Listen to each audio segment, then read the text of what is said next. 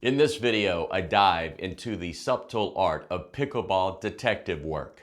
What clues reveal a player's true skill level? Is it strategy, shot selection, placement on the court, performance under pressure, patience, or other factors?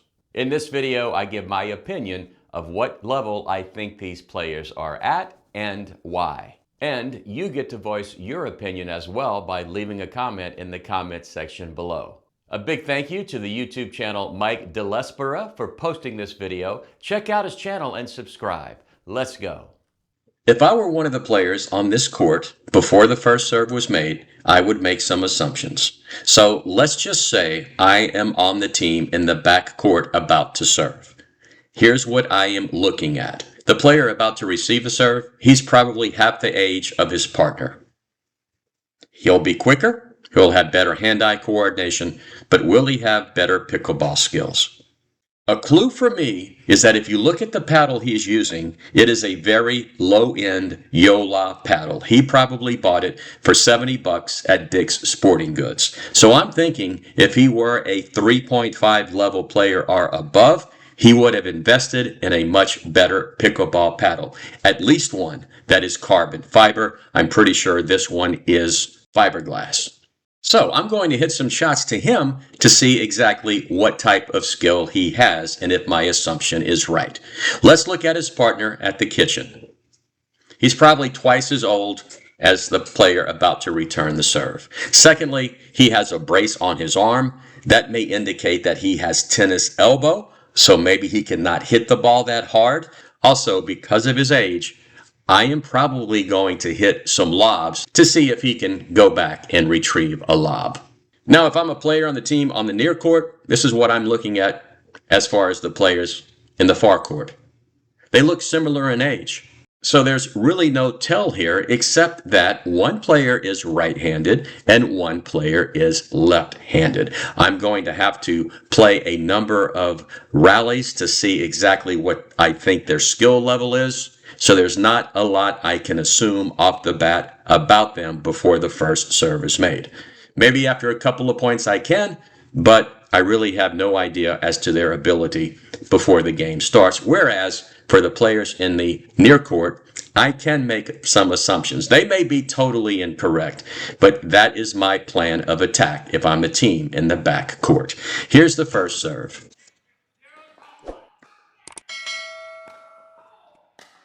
That's a good return. He's going to drive it, and he's going to reset the fifth shot. So that's very good.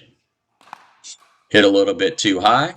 Now, what I saw right there is the player in blue did not put any top spin on the ball. He hit it very flat, and it flew right out of the court. So that does tell me a little something about his ability.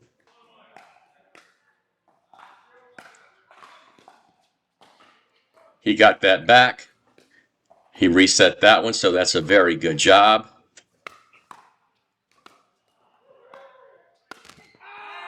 And he just hit that into the net. But there's some things I learned from that exchange, and let me show you what those things are. And this is what you should be looking for as well when you're starting out in a new game against players you've never played before. Okay, the first thing that you will notice is after this player returns the ball, he stops in the back of the court. That is a 3.0 level. So that right there tells me he is probably not 3.5 because most 3.5 players know to move forward after hitting a return of serve. He hit it back to him. That's a very good get right there. Let's see if he can get this one back. Yes, he does. So that's a very good shot. So obviously, the older player has pickleball skill. He was able to reset the ball and move forward, even though he made the mistake of not moving forward after he returned the serve. And he just hits that one into the net. Okay, as you can see, the players in the backcourt are stacking. I totally get it. One player is left-handed and one player is right-handed. But at this level, does it really make a difference? We're going to find out. Okay, that just is not good. Maybe he's trying for a lob right here, but it's definitely not deep enough. That's just popped straight up. He's able to do a little dink there that they cannot get to. So a very poor third shot, a very poor fifth shot, and they're going to stack even when their opponents are serving. So what's going to happen here is the player in blue is going to have to move all the way to the front of the court here after returning the serve. If I'm the players in the near court, I'm going to see exactly how quickly he moves. And if he doesn't get there in time, I am going to drive it at his feet as he is transitioning to the front of the court. Let's see what happens. Okay, so that player misses his serve. And he's just saying, was that really out? And his partner says, I guess it was. Good shot. Good drive there. That ball was going out of the court, but the player in green hit it anyway. So the player in white, even though he is older than his partner, he's showing some ability. Reset the ball. Okay, there's something I want to point out here. Good reset.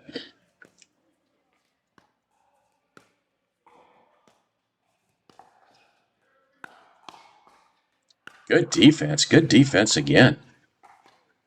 Good get. That was a very good point. I mean, give these guys some credit. That's very much better than 3.0 play. Can they keep it up? But I want to show you something that is not correct. Pickleball rules state that when you are serving and you hit the ball, it cannot be above your waist. This player right here is hitting a backhand serve. Watch what happens, and you tell me if you think this is an illegal serve. Okay, I'm going to slow it down as best I can. Look where he hits the ball. It's quite obvious when he hits the ball, it is above his waist. So even though he is hitting a backhand serve, this is an illegal serve. Am I correct or am I somehow wrong? Love pickleball? Then gear up with the coolest pickleball swag on the planet at pickleballprintables.com. Swag that speaks your style. T-shirts, coffee mugs, caps, and more. Pickleball Printables, where pickleball is not just a game, it's a vibe. Let's see if he can reset the ball. No, that's just popped straight up as good as he did earlier. That is poor. That's backhand slice. And again, he just pops it up here. Okay, so you see this right here. I'm going to mention it. I don't think I ever play against players who have their cell phone in their pocket. I'm not saying that makes him a good player or a bad player. I don't see that very often. Do you play with your cell phone in your pocket? I'd really like to know. Good return. Oh, got lucky, hit the top of the tape. Nothing you can do about that. And there's a serve that's out of the court. So far in this game, 2 serves have been hit out of the court. Make it 3. This player right here hit his first serve out of the court. Yeah, so he's just going to drive the third ball, the player in red, whereas the player in white actually has the ability to hit a third shot drop. So his skills, I think, are better than his partner's. So if you're in the backcourt, you have to ask yourself, am I going to hit it to a player who's going to drive the ball, or am I going to hit it to a player who's going to hit a third shot drop? There's that illegal serve again. Good job. And he just can't get that one. Hit it at his feet. That was an excellent shot. That's very shallow. Drove it at him, just could not get to the ball in time. The return to serve just was not deep enough. Neither is that one. You've got to get your return of serves deeper than that. If you can't, you're probably not a 3.5 player. Drive the third. Drive the fifth. Good job by the player in white. Most of the time, when a 3.5 player drives the third shot, he will reset the fifth. The player in blue did not. Nice return. Trying to reset it. Trying to reset it. Can't do it. Almost, but at least he tried.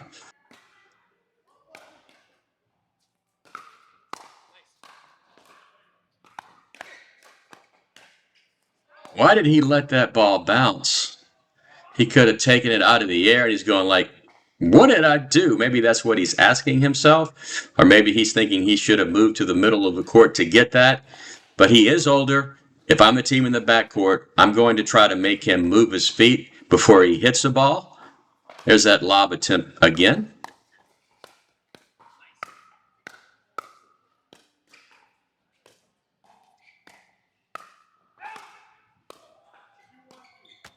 Oh. Drive it again. Come on, drive it as hard as you can.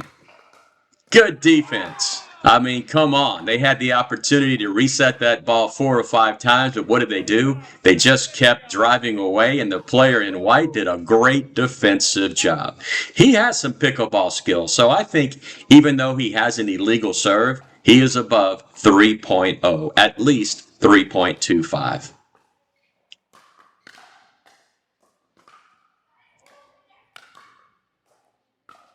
Oh, that's that slice spin. That right there, and that right there is 3.0. So the player in red, in my opinion, is a 3.0 player. He's going to drive it. That's just a huge mistake by the player in green. He does not have much court awareness as to where his opponents are. The player in blue did. And let me show you exactly what I'm talking about. Once again, this player makes the mistake at staying at the back of the court. So definitely not 3.5. I'm going to rate him 3.25. But watch what the player in green does. Instead of keeping him at the back of the court, he hits it to the player who's at the front of the court. That's just not smart. Now that is very good court awareness by the player in blue. That's a good scorpion there, but that's just popped straight up and put away.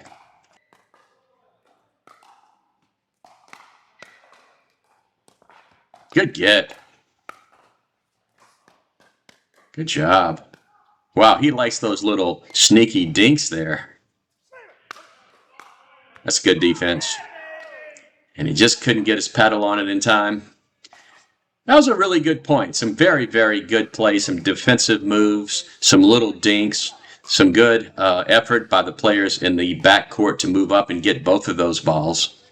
What I'm really thinking is that the player in white, he is older. I'm thinking normally he plays against players that are more his age, and he can get away with some of the lobs he is attempting and some of those little dinks that he hits because players his age have more difficulty getting to those shots than the players in the backcourt that he is facing right now.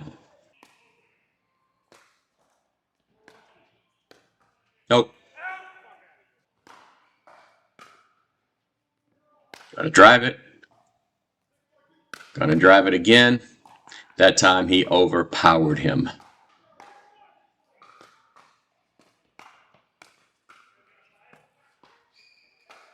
So here's what I'm thinking so far. The players in the near court, the player in white. I am thinking he's somewhere between 3.25 and 3.5. When he is playing players that are his age, he is probably more like 3.5. His partner in red or maroon, he's a 3.0 player. The players in the back of the court are somewhere between 3.25 and 3.5. My opinion may change as the game goes on, but I think I have seen enough to give a fair assessment of these players. Please let me know what you think. Just missed the third shot drop. Gonna drive it this time.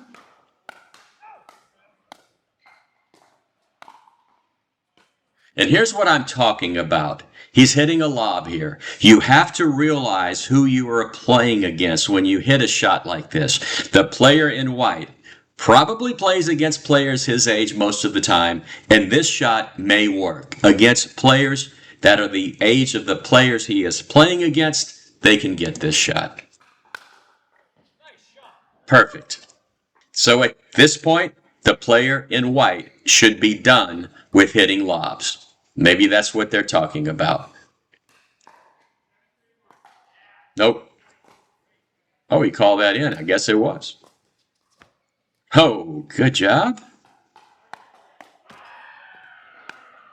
Oh, hit his paddle. Tried to get out of the way. Couldn't do it. Slings his paddle into the fence. Really upset about it. You'd think because he has a glove on, that paddle would not have flown out of his hand.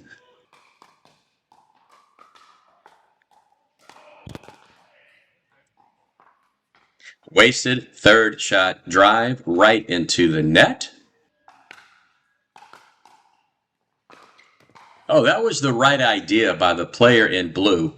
He noticed that he could have gotten that ball to the player in white as he's moving forward and he's stuck in the transition zone, but he just didn't get it over the net. But good court awareness by the player in blue, seeing where the player in white was.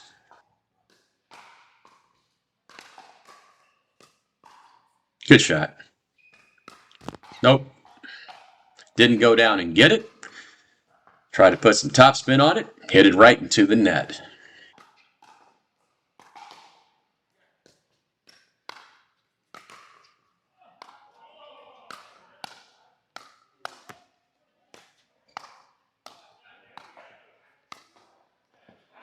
Okay, there we go. Finally, the ball bounced on the court before the player hit it. Let's see how many balls were taken out of the air before the winning shot was made. There's 1, 2, 3, 4, 5, 6, 7, 8, 9.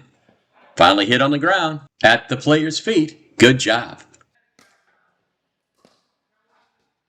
Nope, that's a 3.0 move. Backhand slice spin on a ball that sails 5 feet out of the court.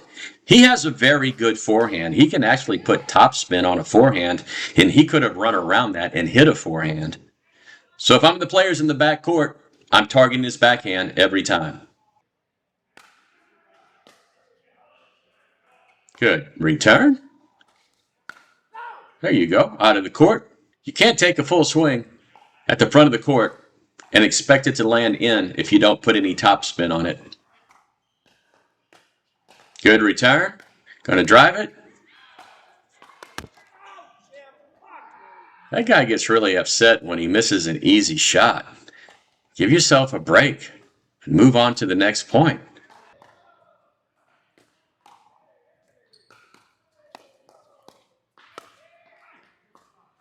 That was just a backhand punt shot that the guy in blue couldn't get his paddle on.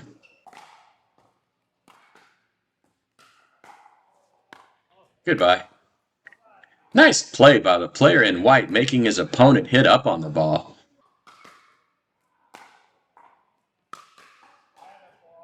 Good job not hitting that ball. He has his hands on his hips like, did I really hit that ball out or was it in? It was definitely not in. I don't think he's questioning it. I just think he's upset that he hit that shot. Nope. Wasted third shot drive.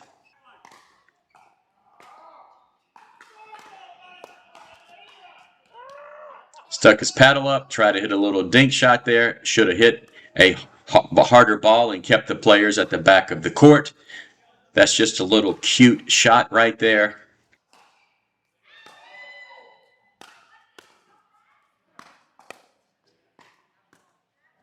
Good job.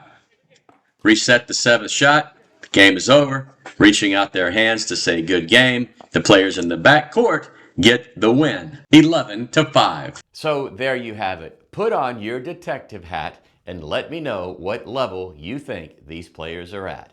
That's it from Pickleball Pick Apart. I really hope you learned something from watching this video, and if you did, I hope you take the time to like it, subscribe to my channel, and click the notification bell so you'll be notified when I post a new video. This is Rory saying, as always, thanks for watching, and see you on the court.